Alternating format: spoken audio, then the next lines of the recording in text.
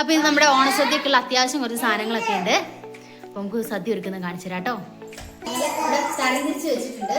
ഇത് ഓലനുള്ളത്, മോരുകറി, അവിയല്, പച്ചടി, ബീട്രൂട്ട് പച്ചടി കേട്ടോ, പച്ചടി, പിന്നെ തോരൻ കോവയ്ക്കത്തോരൻ വെക്കാൻ വേണ്ടിയിട്ടാണ്, സാമ്പാർ, പിന്നെ നമ്മുടെ പുളിയിഞ്ചിക്കുള്ള ഇഞ്ചി. ഇത്ര സാധനങ്ങൾ റെഡിയാക്കിയിട്ടുണ്ട്.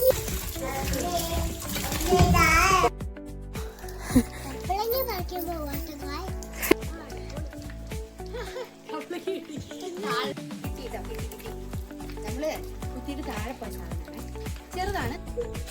നമ്മുടെ ഓണസദ്യക്കുള്ള പച്ചക്കറികളൊക്കെ നമ്മൾ അരിഞ്ഞു വെച്ചിട്ടുണ്ട്.